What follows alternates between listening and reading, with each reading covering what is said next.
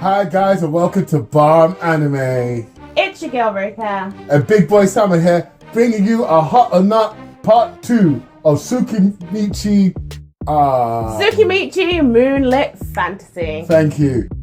Okay, I want to say right off, this whole anime gives me that time I got reincarnated as a slime vibes, and it gives me those vibes from the way Makoto is collecting different species, the way giving names levels them up, the way that them being around him gives them humanoid forms, the way everybody reveres him, the way that he wants to conduct business with the human world, and just the way he's creating his city. There's so many parallels, and just the actual vibe of it, the way it's kind of not too serious. Yes, there's fighting, but it's kind of like a nice, happy-ish type of vibe throughout. Yeah, I got those parallels as well. I also got more like Overlord feelings as well, with the whole, not necessarily trying to rule the world like Overlord, but sort of along the lines of trying to be an integral part of the society,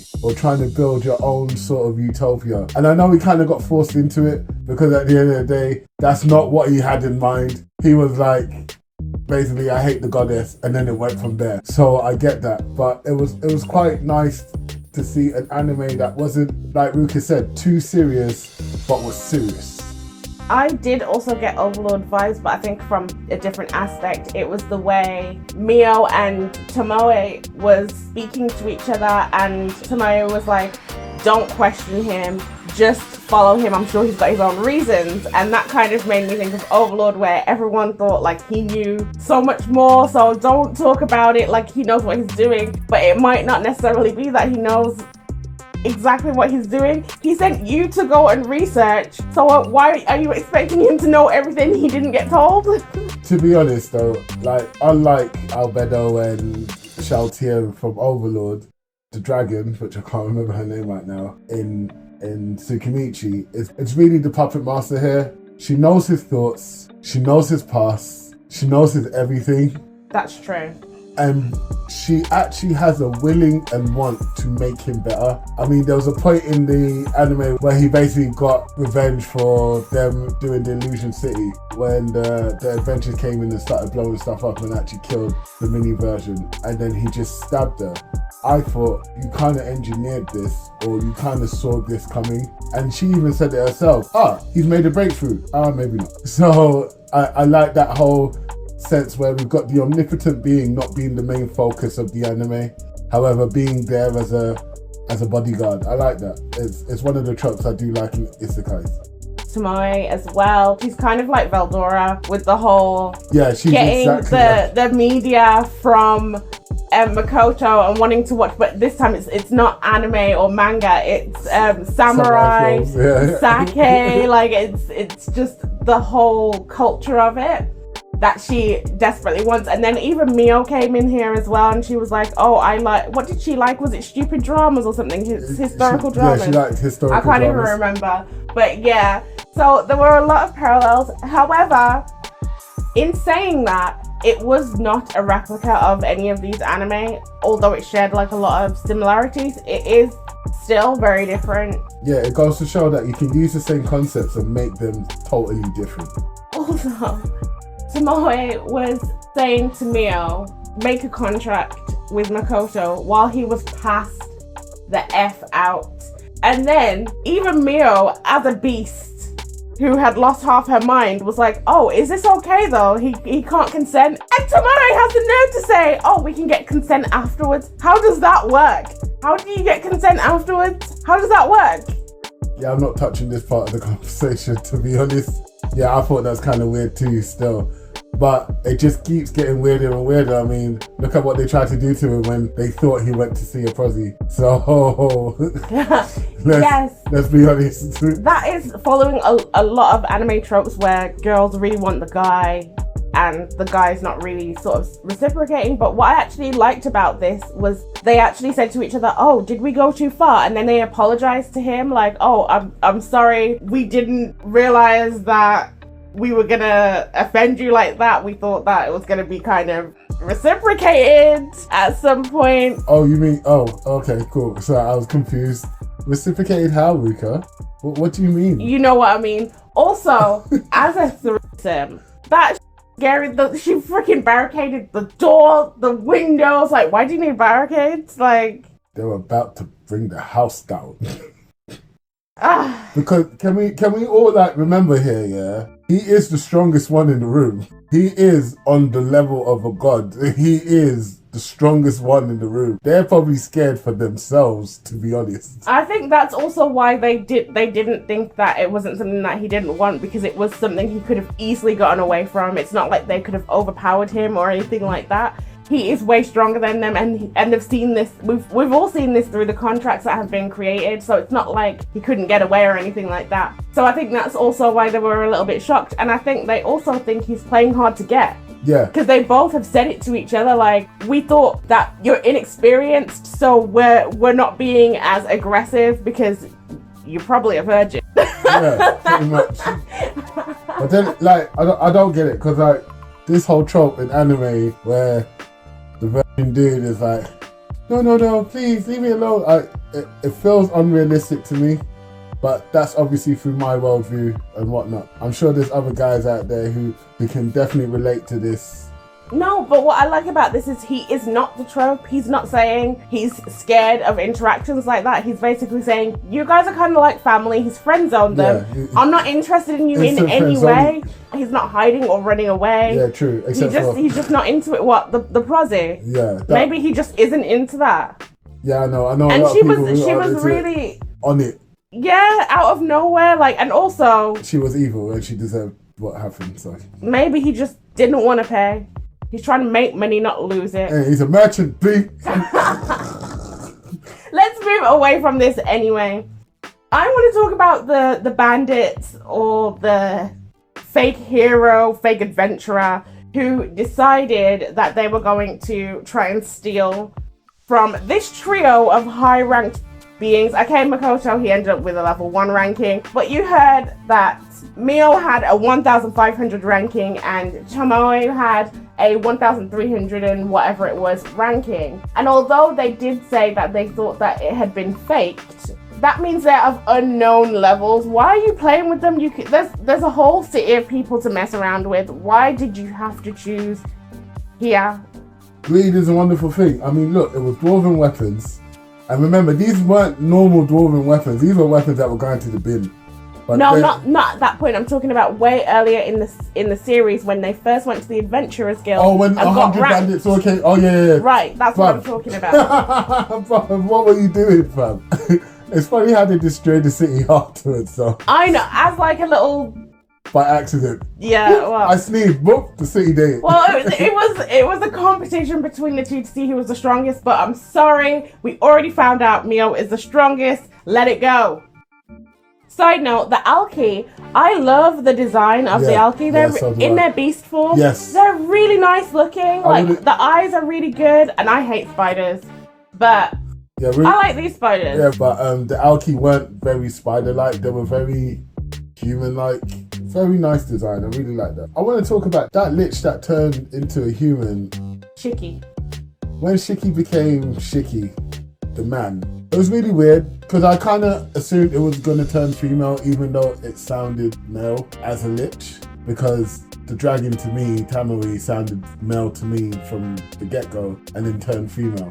So I thought it was magically just going to be a harem situation. And I like the interaction that he has between the other two, where he's basically the runt of the group and he's constantly the butt of the joke. I like that kind of humor. It was nice because some of the stuff was getting serious and more serious. I mean, he's lost his ability to ever see his family again. He's seen a woman that looks like the love of his life.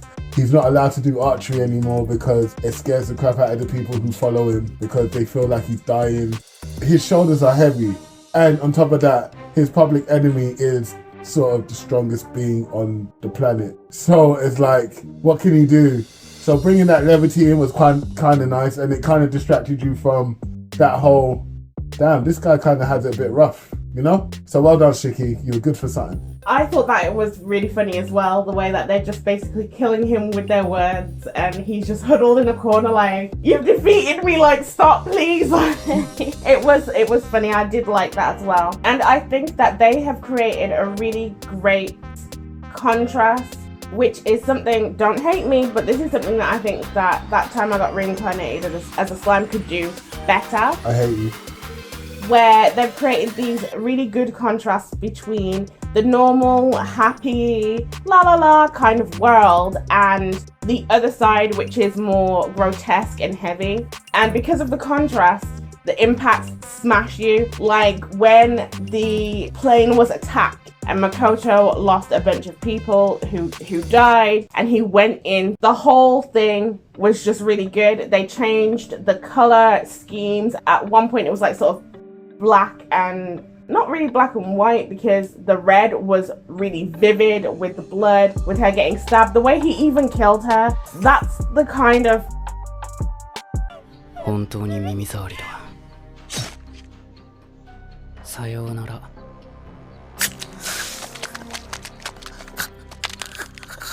That's the kind of thing that I think Slime is missing slightly. I think that they could do a little bit better. Can we not do that? Tsukimichi. Can we not do that? Because like, you know that the anime effed up when you compare it to... We're an anime review channel and I'm reviewing. So like I said, they they really messed with contrast in a really powerful way.